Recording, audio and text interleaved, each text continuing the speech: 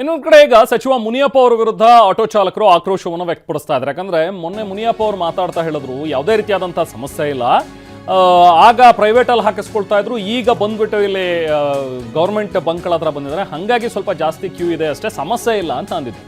ಈಗ ಆಟೋ ಚಾಲಕರು ಆಕ್ರೋಶವನ್ನು ವ್ಯಕ್ತಪಡಿಸ್ತಾ ಇದ್ದಾರೆ. ಸಚಿವ ಮುನಿಯಪ್ಪ ವಿರುದ್ಧ ಆಟೋ ಚಾಲಕರು ಆಕ್ರೋಶವನ್ನು ವ್ಯಕ್ತಪಡಿಸಿ ನಾವು ಹೋಗಿ ಮುತ್ತಿಗೆ ಹಾಕ್ತೀವಿ ಅವರ ನಿವಾಸಕ್ಕೆ ಅಂತ ಎಚ್ಚರಿಕೆ ಕೊಡ್ತಾ ಇದ್ದಾರೆ. ವಿ ನಾಗೇನಹಳ್ಳಿಯಲ್ಲಿ ಚಾಲಕರು ಪರದಾಡ್ತಾ ಇದ್ದಾರೆ.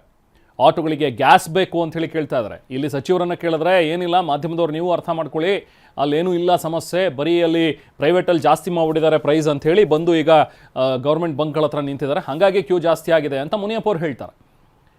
ನಾವು ಪ್ರತಿನಿಧಿ ಶಿವರಾಜ್ ಅಲ್ಲಿಂದ ಒಂದು ಪ್ರತ್ಯಕ್ಷ ವರದಿ ನೀಡಿದ್ದಾರೆ, ಬನ್ನಿ ನೋಡೋಣ. ಮಧ್ಯಪ್ರಾಚ್ಯ ದೇಶಗಳ ಯುದ್ಧದ ಎಫೆಕ್ಟು ಇದೀಗ ಭಾರತ ದೇಶಾದ್ಯಂತ ತಡ್ತಾ ಇದೆ. ಅದರಲ್ಲೂ ಪ್ರಮುಖವಾಗಿ ರಾಜ್ಯದ ರಾಜಧಾನಿ ಬೆಂಗಳೂರಿನಲ್ಲಿ LPG ಗ್ಯಾಸ್ ಅಭಾವ ಸಿಕ್ಕಾಪಟ್ಟೆ ಜಾಸ್ತಿ ಆಗ್ತಾ ಇರೋದು. ಕಳೆದ 3-4 ದಿನಗಳಿಂದ ಆಟೋಗಳಿಗೆ LPG ಗ್ಯಾಸ್ ಸಿಗ್ತಾ ಇಲ್ಲ. ಹೀಗಾಗಿ ಸುಮಾರು ಕಿಲೋಮೀಟರ್ ಗಟ್ಟಲೆ ಕ್ಯೂನಲ್ಲಿ ನಿಂತು ಬಂಕ್ನಲ್ಲಿ ಗ್ಯಾಸ್ ತುಂಬಿಸ್ಕೊಳ್ಳೋಕ್ಕೆ ಕಾಯ್ತಾ ಇರುವಂಥ ಪರಿಸ್ಥಿತಿ ನಿರ್ಮಾಣವಾಗಿದೆ. ಮಧ್ಯರಾತ್ರಿಯಿಂದಲೇ ಬಂದು ಈ ಯಲಹಂಕ ಭಾಗದಲ್ಲಿರುವಂತಹ ಈ ಪ್ರೋಪೆಲ್ ಏನು LPG ಗ್ಯಾಸ್ ಇದೆ, ಆಟೋ LPG ಗ್ಯಾಸು, ಈ ಬಂಕ್ನ ಬಳಿ ಕಿಲೋಮೀಟರ್ ಗಟ್ಟಲೆ ಕ್ಯೂನಲ್ಲಿ ಆಟೋ ಚಾಲಕರು ನಿಂತಿರುವಂಥದ್ದನ್ನು ನಾವು ದೃಶ್ಯಗಳನ್ನು ನೋಡ್ತಾ ಇದ್ದೀವಿ. ಪ್ರಮುಖವಾಗಿ ನಾಗೇನಹಳ್ಳಿ ಇರುವಂತಹ ಈ ಒಂದು ಆಟೋ ಬಂಕ್ ಏನಿದೆ ಇದು ಮಾತ್ರ ಓಪನ್ ಆಗಿದೆ. ಅಕ್ಕಪಕ್ಕದಲ್ಲಿರುವಂಥ ಬಹುತೇಕ LPG ಆಟೋ ಬಂಕ್ಗಳು ಕ್ಲೋಸ್ ಆಗಿದ್ದಾವೆ. ಈ ಒಂದು ಆಟೋ ಬಂಕು ಓಪನ್ ಆಗಿರುವ ಕಾರಣದಿಂದಾಗಿ ಹೆಚ್ಚಿನ ಆಟೋಗಳು ಇಲ್ಲಿಗೆ ಬರ್ತಾ ಇದ್ದಾವೆ. ಸಾವಿರಾರು ಸಂಖ್ಯೆಯಲ್ಲಿ ಬಂದು ಕ್ಯೂನಲ್ಲಿ ನಿಂತಿದ್ದಾರೆ, ರಾತ್ರಿಯಿಂದಲೂ ಕೂಡ ನಿಂತಿದ್ದಾರೆ ಅಂತ ಹೇಳ್ತಾ ಇದ್ದಾರೆ. ನಮ್ಮ ಜೊತೆ ಆಟೋ ಚಾಲಕರಿದ್ದಾರೆ, ಅವ್ರನ್ನೇ ಮಾತಾಡ್ಸೋಣ. ಅಣ್ಣ, ಎಷ್ಟು ಕಷ್ಟ ಆಗ್ತಿದೆ, ಯಾವಾಗಿಂದ ನೀವು ಕ್ಯೂನಲ್ಲಿ ನಿಂತಿರೋದು? ಅಣ್ಣ, ನಿನ್ನೆ ಸಾಯಂಕಾಲ ಬಂದು ನಿಂತ್ಕೊಂಡಿರೋರು ಇವಕ್ಕೂ ಒಂದು ಗಾಡಿ ಗ್ಯಾಸ್ ಸಿಕ್ಕಿಲ್ಲ. ಇಂಥ ಸರ್ಕಾರ ಏನಕ್ಕೆ ಬೇಕು? ಬಿಟ್ಟಾಕ್ರಿ, ಬೇರೆಯವ್ರನ್ನ ಕೊಡಿಸಿ ಅದನ್ನು ನೋಡೋಣ. ಸುಮ್ಗೆ ಇವ್ರನ್ನ ಮಾಡ್ಕೊಂಡು ನಾವೇನು ಚಪ್ಪಲಿನ ನಾವೇ ಹೊಡ್ಕೊಂಡೋ ಥರ ಆಗೋಗಿದೆ. ಇವ್ರಿಗೆ ಓಟ್ ಹಾಕಿ ನಾವು ಇದು ಮಾಡಿ ನಾವು ಅಲ್ಲೇ ಥರ ಆಗೋಗಿದೆ ಅನ್ನಕ್ಕೆ. ಇದನ್ನೇ ನಂಬಿ ಜೀವನ ಮಾಡೋದು, ಯಾಕಂದ್ರೆ ಸಾವಿರಾರು ಕುಟುಂಬಗಳು ಇದನ್ನೇ ನಂಬ್ಕೊಂಡು ಬೆಂಗಳೂರಿನಲ್ಲಿ ಜೀವನ ಇಲ್ವಲ್ಲ ಸರ್. ನಮ್ಮ ಸರ್ಕಾರದಿಂದ ಯಾವುದಾದ್ರೂ ಒಂದು ವಸತಿ ಏನಾದರೂ ಮಾಡಿದ್ದೀರಾ ಅಲ್ವಾ? ಏನು ಮಾಡಿದೆ? ನಿನ್ನೆ ಸಾಯಂಕಾಲ ನಿಂತಿರೋ ಗಾಡಿ ಇದೆ, ಇವಾಗ ಒಂದು ಗಾಡಿ ಗ್ಯಾಸ್ ಸಿಕ್ಕಿಲ್ಲ. ಓಟುಗಳಿಗೆ ಮಾತ್ರ ಮನೆ ಹತ್ರ ಬಂದ್ಬಿಟ್ಟು ಅಮ್ಮ ಅಪ್ಪ ಅಂತಾರೆ. ಏನು ಮಾಡೋಣ?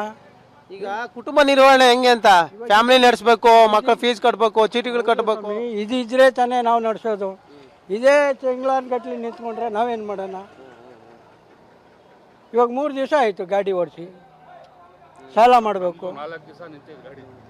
ಯಾರು ಕೊಡ್ತಾರೆ? ನಮಗೆ ಕೇಳೋರೇ ಇಲ್ವೇ ಅತಿ ಗತಿ ಏನಪ್ಪ ಅಂತ. ಅಣ್ಣ, ಏನು ಹೇಳಕ್ಕೆ ನೀವು ಎಷ್ಟೊತ್ತಿನ ಕಾಯ್ತಾ ಇದ್ದೀರಾ? ಸರ್, ಎಷ್ಟೊತ್ತಿಂದ ಅಲ್ಲ ಸರ್, ಅರ್ಧ ರಾತ್ರಿಯಿಂದ. ಅರ್ಧ ರಾತ್ರಿಯಿಂದ ಸುಲ್ತಾನ್ ಪಳ್ಳ ಬಸ್ ಸ್ಟಾಪಿಂದ ಇಲ್ಲಿಂದ ತಳ್ಕೊ ಬರ್ತಾ ಇರೋದು. ಸರಿಯಾಗಿ ತಿಂಡಿ ಇಲ್ಲ, ಊಟ ಇಲ್ಲ, ರೆಸ್ಟ್ ಇಲ್ಲ, ನಿದ್ದೆ ಇಲ್ಲ. ಬಿಟ್ಟು ಹೋಗಂಗೂ ಇಲ್ವಲ್ಲ, ಹಿಂಗೆ ಬಿಟ್ಟು ಹೋಗಾಗಿಲ್ಲ. ಎಲ್ಲ ಡ್ರೈವರ್ಗಳೆಲ್ಲ ನಮ್ಮ ಥರ ತಾನೆ, ಎಲ್ಲಿ ಹೋಗ್ತಾರೆ ತಿಂಡಿ ಮಾಡೋಕ್ಕೆ? ಬೆಳಗ್ಗೆ 5:15 ಬಂದಿರೋ ಸರ್. ಮಿನಿಸ್ಟರ್ ಮುನಿಯಪ್ಪ ಅವ್ರಿಗೆ ಏನು ಹೇಳ್ತೀರಾ? ಸರ್, ಅವ್ರಿಗೇನು ಅರ್ಥ ಆಗಲ್ಲ ಸರ್. ಯಾಕಂದ್ರೆ ಅವರು ಬರೀ AC ಕಾರಲ್ಲಿ ಓಡಾಡ್ತಿರ್ತಾರೆ, ಅವ್ರಿಗೇನು ಗೊತ್ತಾಗಿಲ್ಲ.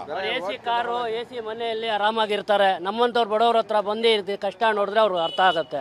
ಬೆಳಗ್ಗೆ 5:15 ನಿಂತ್ಕೊಂಡಿದ್ದೀವಿ ಕ್ಯೂಯಲ್ಲಿ, ಊಟ ಇಲ್ಲ, ತಿಂಡಿ ಇಲ್ಲ, ಏನಿಲ್ಲ. ಈ ಥರ ಒಂದು ವಾರದಿಂದ ಕಷ್ಟಪಡ್ತಾ ಇದ್ದೀವಿ.